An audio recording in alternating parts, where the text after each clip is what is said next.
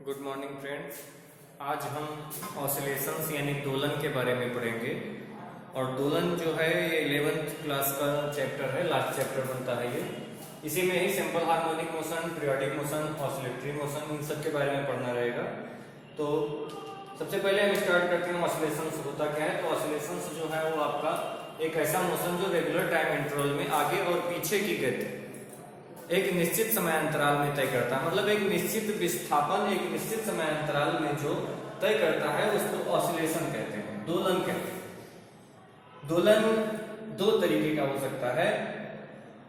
इसको हम दो कैटेगरीज में अलग अलग डिफाइन करके, जैसे एक पीरियोडिक मोशन और एक ऑसिलेटरी मोशन में डिफाइन करके अलग अलग इसको डिफाइन करेंगे। तो सबसे पहले हम पीरियोडिक मोशन को जानते हैं कि क्या होता है।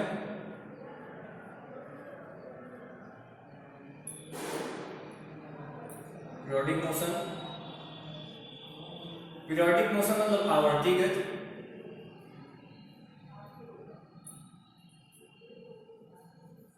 और आवर्ती गति एक ऐसी गति जो रेगुलर टाइम इंटरवल में एक निश्चित डिस्टेंस को, यानी एक डेफिनेट एक फाइनाइट डिस्टेंस को ये कवर कर ले। एक निश्चित समय अंतराल में at a regular time interval it displace a regular displacement is called periodic motion. यानी एक ऐसा मोशन जो एक निश्चित समय अंतराल में एक निश्चित दूरी को तय कर लेता है। मानते हैं कि एक ये सन है और सन के अराउंड एक सैटेलाइट है मरकरी एक इलिप्टिकल ऑर्बिट में सन के चारों तरफ मोशन कर रही होती है। तो इसके मोशन की जो डे है वो आपका है 87.97 डेज। इतने दिन में ये एक चक्कर पूरा अपना इलिप्टिकल ऑर्बिट में सन के अराउंड लगा लेती है। तो ये अपना एक मोशन शो करती है। वह मोशन जो होता है वो पीरियोडिक मोशन होता है। कहने का मतलब कि any motion that repeat itself over and over again at a regular interval of time is called periodic motion.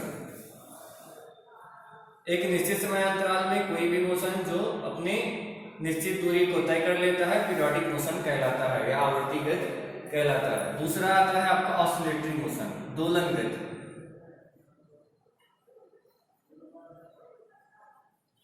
Oscillatory motion यानी दोलन गति।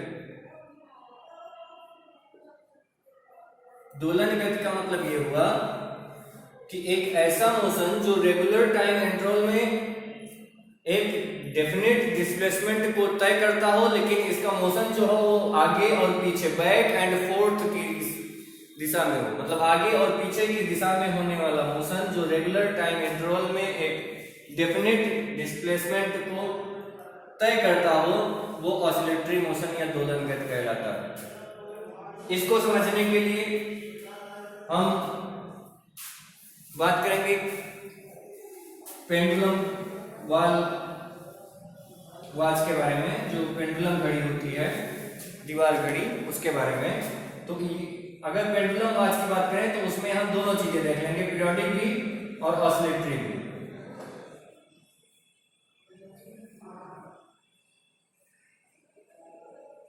इसमें 3 हैंड होंगे, मिनट हैंड होंगे, सेकंड हैंड होगा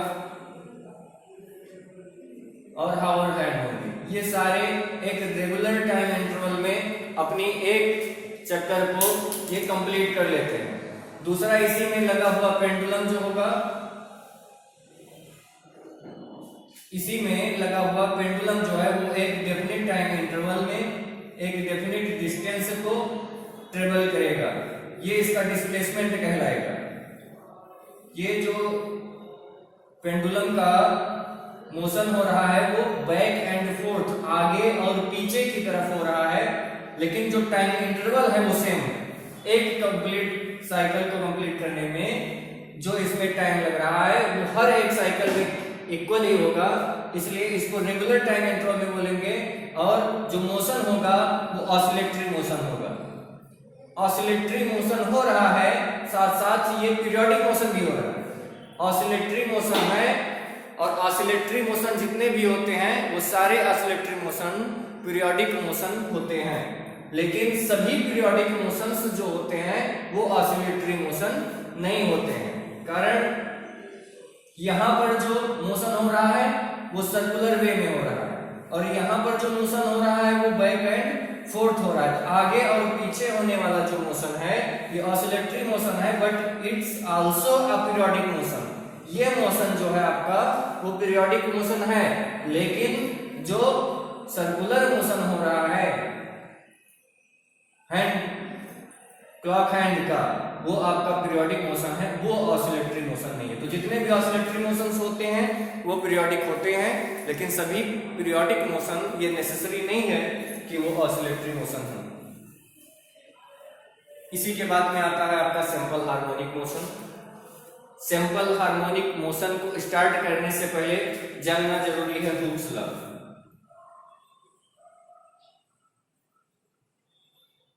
और हुक्स लॉ के अकॉर्डिंग हुक्स लॉ ने डिफाइन किया था कि अगर एक स्प्रिंग में एक ब्लॉक को किसी एक स्टैंड के माध्यम से एडजस्ट किया जाए, कोई एक स्टैंड है और यहाँ पर एक स्प्रिंग लगी है, इस स्प्रिंग से अटैच्ड कोई एक ब्लॉक है और इस ब्लॉक को अगर हम स्ट्रेच्ड करें या कंप्रेस करें, अभी ये इक्विलिब्रियम पोजीशन पे अपनी मीन पोजीशन पे रखा हुआ है, लेकिन जब इसमें हम स्ट्रेच्ड करेंगे, खींचेंगे या फिर कंप्रेस करेंगे, दबाएंगे, तो इसमें एक मोशन स्टार्ट हो जाएगा। वो मोशन ऑसिलेटरी मोशन होगा, विद साथ साथ उसके ये पीरियोडिक मोशन भी होगा। लेकिन ऑसिलेटरी मोशन कैसे होगा? क्योंकि आगे और पीछे की तरफ गति करना स्टार्ट कर देगा, और जब यह गति करना स्टार्ट कर देगा तो इसमें एक डेफिनिट डिस्प्लेसमेंट क्रिएट हो जाएगा, और वह डेफिनिट जो इसमें डिस्प्लेसमेंट होगा वो वहां पर एक इस ब्लॉक में रीस्टोरिंग फोर्स का एक्ट करने लगेगा।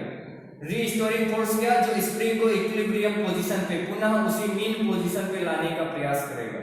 डिस्प्लेसमेंट हम मान लेते हैं कि इसको कंप्रेस किया गया या स्ट्रेच्ड किया गया, तो इसमें मोशन स्टार्ट हुआ और मोशन के अकॉर्डिंग इसकी डिस्प्लेसमेंट जो होने लगी वो टोटल x होने लगी, मतलब x naught to x, total displacement is x। तो जो इसकी डिस्प्लेसमेंट हुई वो x हो रही है, और जो इस पे जब डिस्प्लेसमेंट स्टार्ट हो गया तो रीस्टोरिंग फोर्स इस पे एक एक्ट करने लगा। वह रीस्टोरिंग फोर्स को F मान लेते हैं, और उसको रीस्टोरिंग फोर्स का हमेशा यही काम होगा कि इसको वो रीस्टोर कर दे, इक्विलिब्रियम पोजीशन पे ले आए, साम्य अवस्था की पोजीशन पे ले आए। कहने का मतलब जो डिस्प्लेसमेंट होगा वो फोर्स के प्रोपोर्शनल में होगा, F प्रोपोर्शनल टू x। लेकिन जब प्रोपोर्शनल हटाएंगे तो वहां पर एक कांस्टेंट आएगा F इक्वल टू k, और k को बोलेंगे स्प्रिंग फैक्टर। k जो होगा वो इस स्प्रिंग का फैक्टर होगा, तो k इज स्प्रिंग फैक्टर और spring constant and x is displacement, but the displacement is in opposite direction of the force, so here we take the negative sign, F is equal to minus kx. Negative sign indicates that the displacement is always in the opposite direction of the force. Hooke's law इतना बताता है।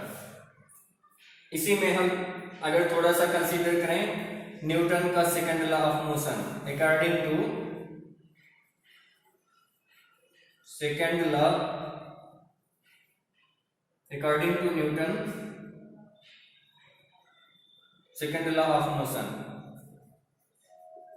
we find F is equal to m into a. We find F equal to m into a, and we take it the second equation. First equation F is equal to minus kx or F is equal to m into a, second equation. By comparison of both these equations we get ma equal to minus kx. दोनों का comparison करने के बाद हमको मिलेगा, क्या मिलेगा? ma is equal to minus kx। हम m को रिप्लेस करते हैं तो a is equal to मिल जाएगा minus k by m into x। अब यहाँ पर k क्या है? k स्प्रिंग फैक्टर है और m जो है वो इनर्शिया फैक्टर है, यानी a is equal to minus k by m into x। Then ए, अब यहां से ये चीज क्या क्लियर हो रही है? क्लियर हो रही है कि जो ए है हम लिख सकते हैं कि a proportional to x, a proportional to x, मतलब एक्सीलरेशन प्रोपोर्शनल में है, किसके है? एक्स के है। प्रोपोर्शनल जब हट जाएगा तो वहां constant minus k by m आ जाएगा। माइनस साइन यहां पर भी इंडिकेट कर रहा है कि जो एक्सीलरेशन हो रहा है वो फोर्स के ही डायरेक्शन में हो रहा है, लेकिन डिस्प्लेसमेंट के अपोजिट डायरेक्शन में हो रहा है। सिंपल हार्मोनिक मोशन जब स्टार्ट करते हैं तो वहां पर हम न्यूटन एक्सीलरेशन को हम second derivative of position with respect to time show करके, और वहां पर अगर k बाई एम को हम ओमेगा स्क्वायर ले ले तो सिंपल हार्मोनिक मोशन का एक फार्मूला क्रिएट हो जाएगा।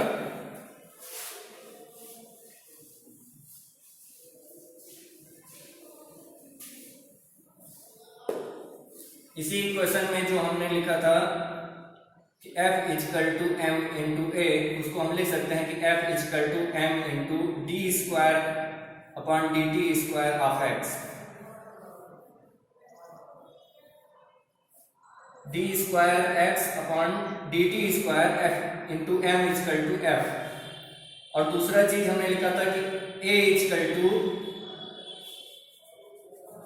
हुक्स लॉ के अकॉर्डिंग लिखा कि F is equal to minus k x, और F is equal to m a अगर है तो माइनस के एक्स, या A is equal to minus k by m into x. तो A is equal to minus k by m को अगर हम इफ वी पुट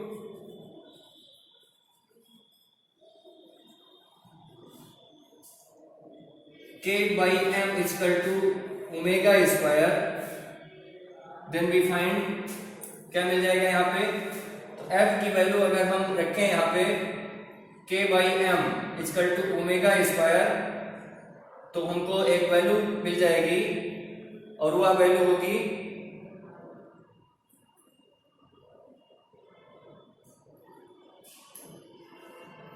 a के बराबर, और a को हम लिख सकते हैं इस इक्वेशन में A is equal to minus k by m into x.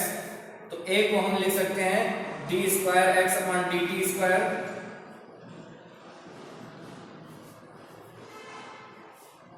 Is equal to minus k by m को लिख सकते हैं ओमेगा स्क्वायर, तो आगे माइनस लगा देंगे माइनस ओमेगा स्क्वायर और इंटू एक्स डिस्प्लेसमेंट।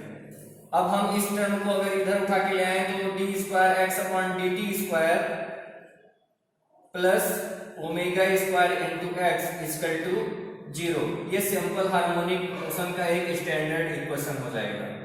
इसको हम साइन और कास के रूप में भी, साइन वेव और कास वेव के रूप में भी इसको हम डिस्क्राइब कर सकते हैं, लेकिन उसको सेकेंड पार्ट में मैं वीडियो में अपलोड करके और डिस्क्राइब करके आपको भेज दूंगा। इतना तब तक के लिए थैंक यू।